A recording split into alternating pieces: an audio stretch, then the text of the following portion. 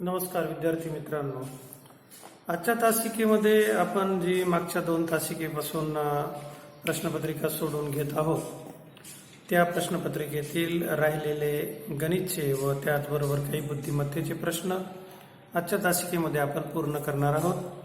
Police भरतीचा लेखीचा त्याचबरोबर शारीरिक चाचणीचा प्रचंड अभ्यास करत असलेल्या सर्व विद्यार्थी मित्रांना मी प्राध्यापक मनोज कुमार सत्यभामाताई संपतराव गायकवाड खूप खूप शुभेच्छा देतो, शुभाशीर्वाद देतो। त्याचबरोबर मित्रांनो, तुमच्या या अभ्यासामध्ये माझाही काहीतरी वाटा असावा या उद्देशाने ही व्हिडिओ मालिका आम्ही तयार करत आहोत। तर तुमचंही त्याला सहकार्य मिळायला हवं अशी आमची मनोमन इच्छा आहे। तर 2016 साली सिंधुदुर्ग जिल्ह्याच्या जिल्हा पोलीस भरतीमध्ये जी प्रश्नपत्रिका आली होती ती प्रश्नपत्रिका आपण या ठिकाणी सोडून घेत आहोत। तर आजचा पहिला प्रश्न 92व्या क्रमांकाला आलेला आहे, तो आपण आज निवडलेला आहे। प्रश्न असा आहे, एका नळाने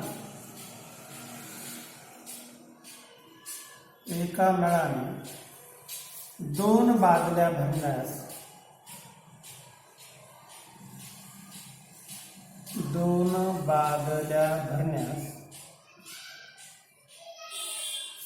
15 सेकंद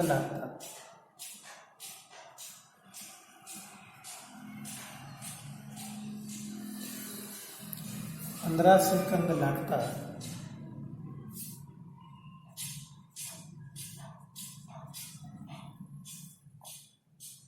तर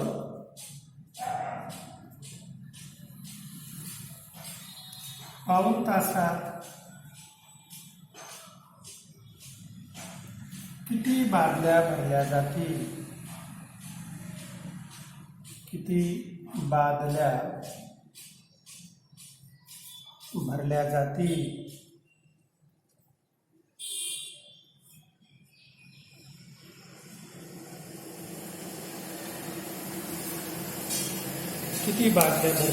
अशा पद्धतीने हा प्रश्न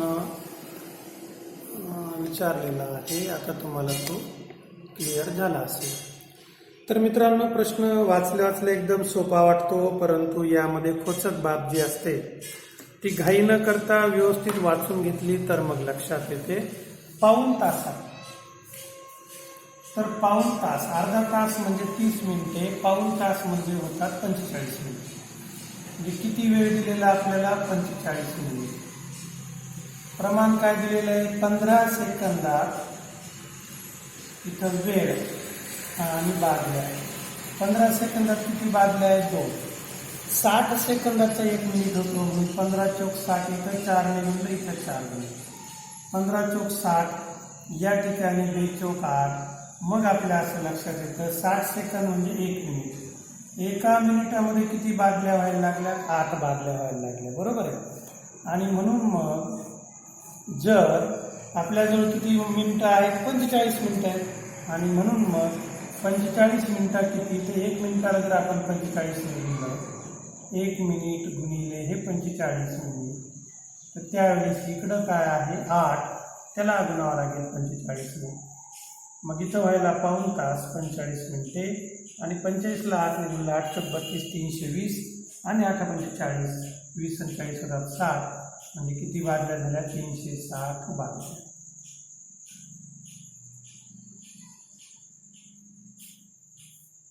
अशा पद्धतीने जेव्हा तुम्ही सराव करता तेव्हा पटकन लक्षात येईल, अरे 15 सेकंदामध्ये 2 बादल्या म्हणजे 15 चौक 60, एका मिनिटामध्ये 8 बादल्या म्हणजे 45 मिनिटामध्ये किती? एकदम सिंपल आहे। मग 45ला जसं आपण एकाला 45 ने गुणला, 8ला 45 ने गुणला, 8 चौक 32, 320, 5 पंच 8 40, 320 40, 360, एकदम इझिली। आणि हे कधी शक्य आहे मित्रांनो? चांगला सराव केला तर, अन्यथा नाही। आणि म्हणून सराव करा, गाफील राहू नका। दररोज काकणभर आपल्या स्पर्धकापेक्षा आपला सराव जास्त झाला पाहिजे। मग तो शारीरिक चाचणीचा असो किंवा गणित बुद्धिमत्तेचा असो।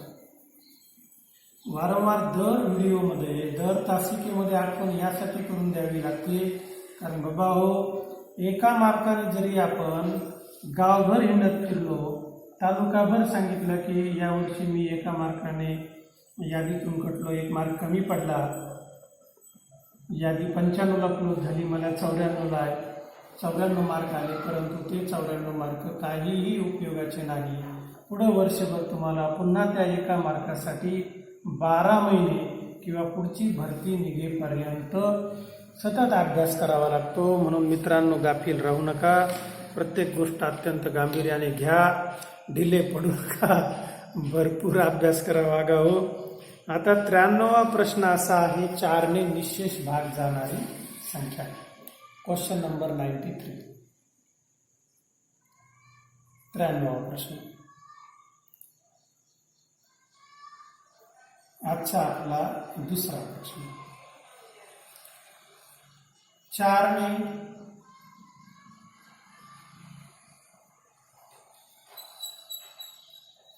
निशेष भाग जाणारी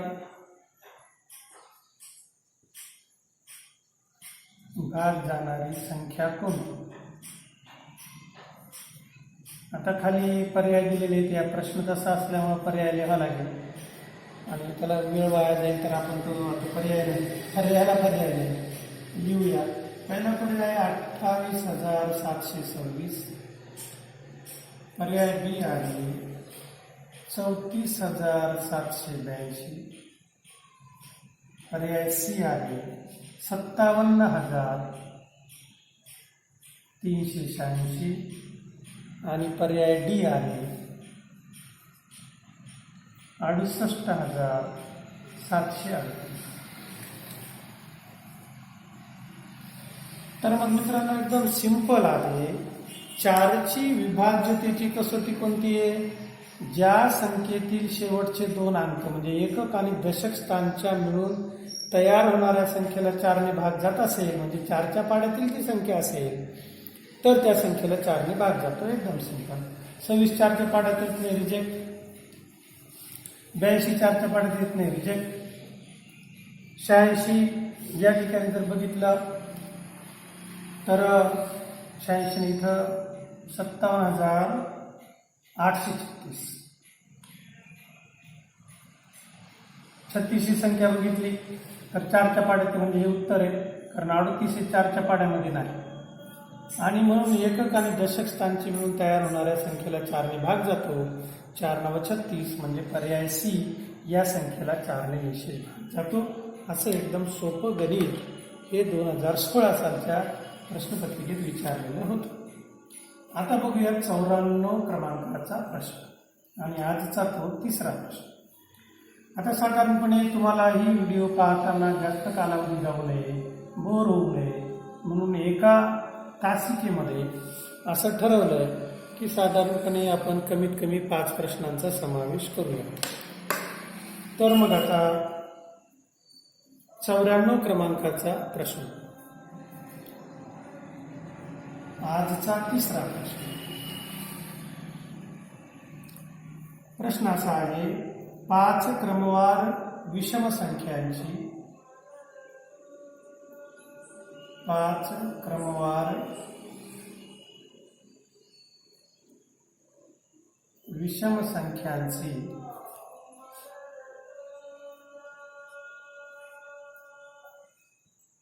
सरासरी 47 आहे.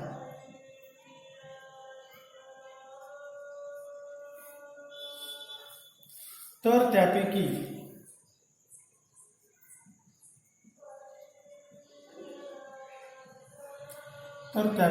सर्वात मोठी संख्या कोणती?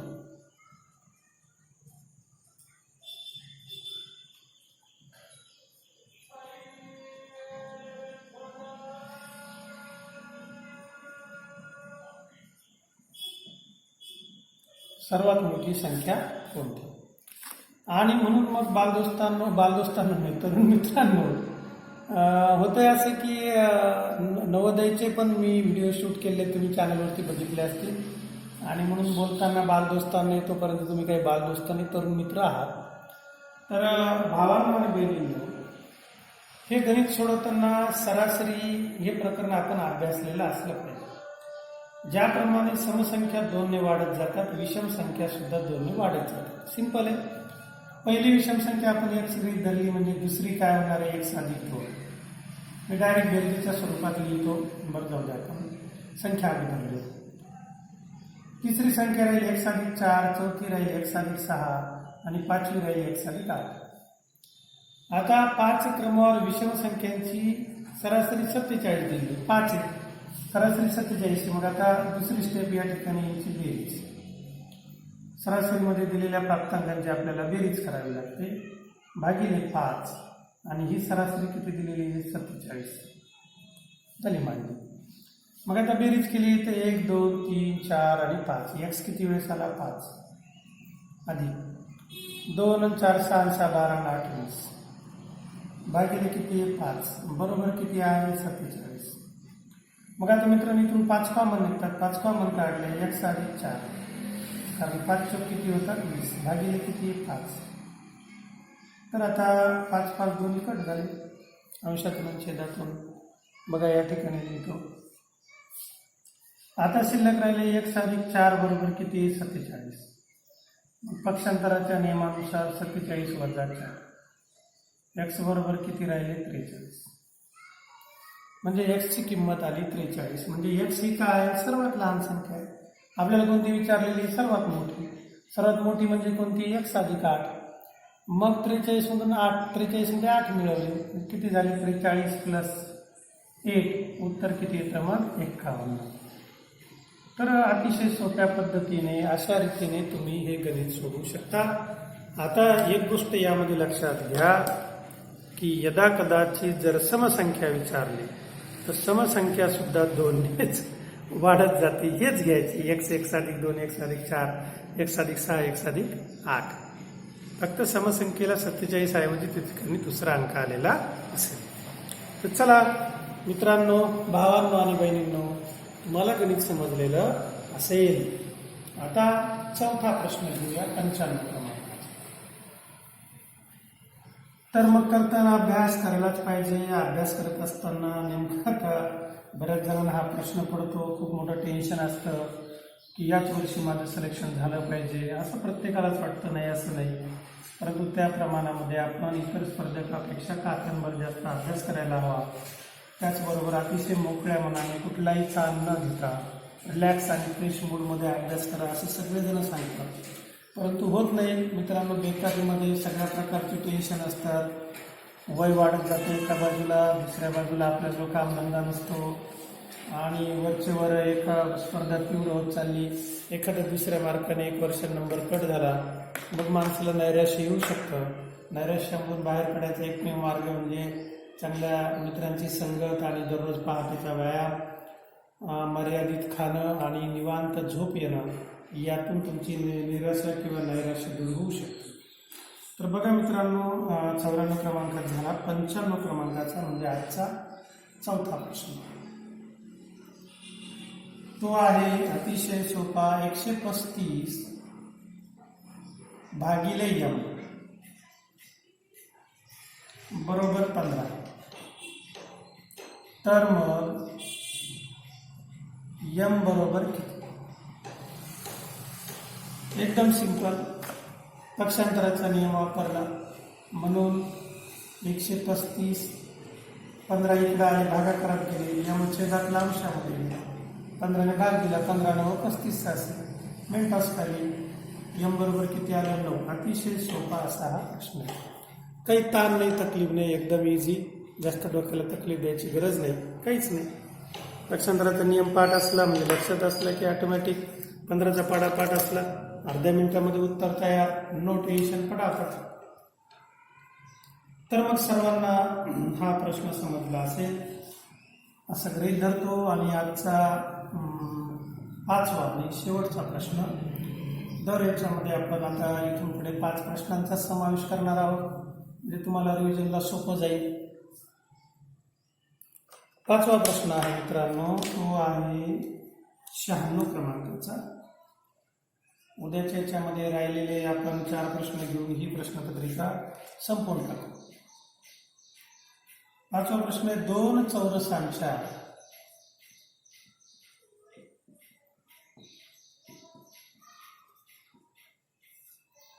दोन चौरसांच्या बाजूंचे गुणोत्तर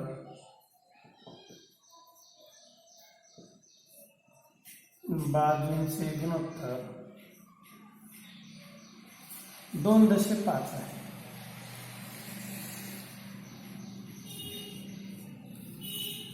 2.5 आहे. तर त्यांच्या क्षेत्रफळांचे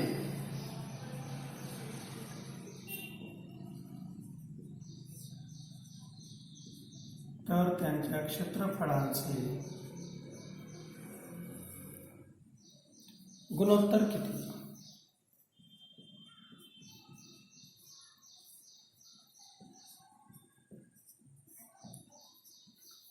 क्षेत्रफळांचे गुणोत्तर किती? आता दोन चौरसांच्या बाजूंचे गुणोत्तर 2.5 दिलेले. क्षेत्रफळाचं गुणोत्तर विचारले मित्रांनो, एकदम सोपं.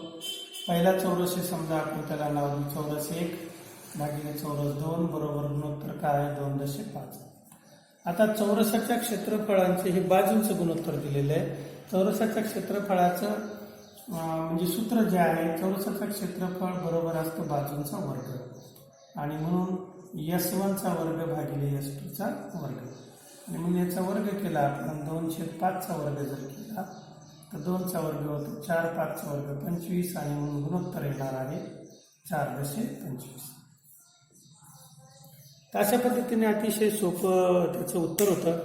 उद्या आपण राहिलेले 4 प्रश्न समजावून घेऊया. तर मित्रांनो, मगाशी जी काही चर्चा मी करत होतो खरोखर गांभीर्याने घ्या. बेकारीचा हा कालावधी असतो. आपल्याकडे कुठलाही उद्योगधंदा किंवा पैसा कमवायचं साधन नसतं. पूर्णपणे आपण आईवडिलांवरती अवलंबून असतो आणि कुठंतरी मनामध्ये वाटतं की बाबा एक भीती, यावर्षी माझं सिलेक्शन झालं नाही तर काय होईल. तर भीतीवरती विजय मिळवायचा एकमेव मार्ग, निदान मला तरी माहिती आहे, मी अशा डिप्रेशनच्या कालावधीमधून गेलेलो आहे. तर तो सर्वात महत्त्वाचा म्हणजे आपण जास्तीत जास्त व्यायाम करणे आणि त्यायोगे मग आपल्याला चांगली झोप लागते आणि तरतरीतपणा येऊन मग आपण पुन्हा नव्याने अभ्यासाला सुरुवात करू शकतो. यातून जे तर आपण घरापासून जर लांब राहिलो आणि स्वतःला इतरांपासून वेगळं केलं, अलगीकरण किंवा आता सध्याच्याला म्हणतात क्वारंटाईन केलं आणि फक्त स्वतःला अभ्यासावरती जर आपण फोकस केलं, त्याच्यात गुंतून जर घेतलं तर मग कदाचित नैराश्यापासून आपण लांब राहू शकू आणि चांगल्या रीतीने आपल्याला तयारी करता येते. तर मित्रांनो, भावांनो आणि बहिणींनो, स्पेशली जर कोणी भगिनी माझ्या लेखी कोणी हा व्हिडिओ पाहत असेल तर तुमच्यासाठी अत्यंत कठीण असा हा कालावधी असतो. अभ्यासही करायचा आहे, शारीरिक चाचणीलाही सामोरं जायचं आहे. त्यानंतर लिमिटेशन्स असतात महिलांना, म्हणजे मुलींना घरच्यांचे, की या 2 वर्षात तू झाली तर ठीक आहे, नसता 2 वर्षानंतर तुझं लग्न करून टाकेल. ती एक भीती असते आणि लग्न केल्यानंतर बहुतेकदा जे तर सगळ्याच मुलींचे काही स्वप्न सत्यामध्ये उतरत नाही. संसार सांभाळावा लागतो किंवा आपल्या सामाजिक ज्या काही जबाबदाऱ्या आहेत त्याचा जास्तीत जास्त लोड जो आहे तर मुलींवरती येतो आणि म्हणून नोकरी लागणे ही जी प्रक्रिया आहे मुलींसाठी मुलांपेक्षा अतिशय महत्त्वाची. कारण त्याद्वारे तुमचा आत्मविश्वास वाढणार असतो, एक नवीन जग तुमच्यासाठी खुलं होणार असतं आणि लेकिन एक गोष्ट लक्षात घ्या, आर्थिक स्वातंत्र्य तुम्हाला मिळणार असतं. म्हणजे पगाराद्वारे जे काही तुम्हाला पगार मिळणार आहे 30-40 हजार रुपये, त्या पगाराच्या तुम्ही मालकीन असता आणि मग तुम्हाला तुमच्या आयुष्यातले निर्णय स्वतः घेता येतात. आणि म्हणून माझ्या लेकींना तर मी कळकळीने सांगेल की ज्या कोणी 12वी झाल्यात किंवा आता 12वीला आहेत तर सर्वात सोपा आणि जवळचा शॉर्टकटचा मार्ग आपल्या ग्रामीण भागातील माझ्या लेकींसाठी तर तो आहे पोलीस भरतीचा. शारीरिकदृष्ट्या तुम्ही सक्षम असल्या तर तुम्ही प्रयत्न करायला काही हरकत नाही, कारण 12वी नंतर 1-2 वर्षामध्येच तुमचं लग्न होत असतं किंवा लग्न करतात. काही जणांचं तर 12वी झाल्या लग्न करतात. अतिशय वाईट परिस्थिती आपल्या महाराष्ट्राच्या ग्रामीण भागामध्ये आहे. आजही त्यात काही बदल झाला नाही. 100मध्ये एखाद्या दुसऱ्या मुलीला 12वी नंतर शिकायला भेटतं. आजही आमच्या आष्टी परिसरामध्ये असे काही खेडे आहेत की त्या ठिकाणी एकही मुलगी मागच्या 70 वर्षात देश स्वतंत्र झाल्यापासून 10वी किंवा 12वी पास झालेली नाही. आणि दुर्दैवाने सामाजिक क्षेत्रात काम करत असताना हे सगळं दिसतं. आपण त्यामध्ये बदल करायचा प्रयत्न करतोय, परंतु तो काही बदल 1-2 दिवसामध्ये घडून येणार नाही. आणि म्हणून माझ्या सर्व लेखींना मी सांगू इच्छितो या व्हिडिओच्या माध्यमातून की जर तुम्ही हा व्हिडिओ सध्या तुम्ही 11वीला असताना पाहत असेल तर आत्तापासून तुमचं ध्येय ठरवा आणि आत्तापासूनच तयारीला लागा. आणि मग ही तयारी करत असताना तुम्हाला एकट्याला लढायचं आणि मग ही एकट्याला लढाई करत असताना ती सगळी माहिती प्राप्त करा की पोलीस भरतीसाठी मुलींना किती किलोमीटर रनिंग लागते, शारीरिक चाचणी काय असावी, सगळी माहिती स्वतः संकलित करून त्यानुसार दररोज पहाटे उठून दररोज दुपारी सायंकाळी अशा पद्धतीने तुम्हाला तुमच्या शारीरिक चाचणीमध्येही उतरायचं आहे. आणि त्यासाठी तुम्हाला जास्तीत जास्त अभ्यास आणि त्याचबरोबर शारीरिक चाचणी म्हणजे शारीरिकदृष्ट्या तुम्हाला सक्षम व्हावं लागेल. गोळाफेक आहे, लांब उडी आहे, उंच उडी आहे, त्यानंतर रनिंग आहे. सर्वात महत्त्वाची रनिंग. कमीत कमी दररोज 5 किलोमीटर तुम्ही पळायचा सराव सतत करत राहा, जेणेकरून तुम्ही शारीरिकदृष्ट्या सक्षम होता. नसता मला पोलीस व्हायचे आणि तुम्ही जर घरीच थांबल्या तर ते मग मात्र शक्य होणार नाही. लेखी परीक्षेच्या गणिताचं आम्ही तर मार्गदर्शन करत आहेच. त्याचबरोबर माझ्या सर्व लेखींना मी आवाहन करतो, जर तुमच्या मनामध्ये काही शंका असेल, काही अडचण असेल तर तुम्ही मला सायंकाळी 6:30 नंतर फोन करून विचारू शकता. मी तुमच्या शंकेचं समाधान करायचा प्रयत्न करेल. त्याचबरोबर तुमच्या काही सूचना असतील तर या व्हिडिओ खालच्या कमेंट बॉक्समध्ये लिहा. तुमचे लाईक्स आणि सबस्क्राईब आम्हाला मिळणं अत्यंत जरुरीचं आहे. तुम्हाला सर्वांना खूप खूप शुभेच्छा. त्याचबरोबर अनेक उत्तम शुभाशीर्वाद. भेटूया पुढच्या व्हिडिओमध्ये. धन्यवाद.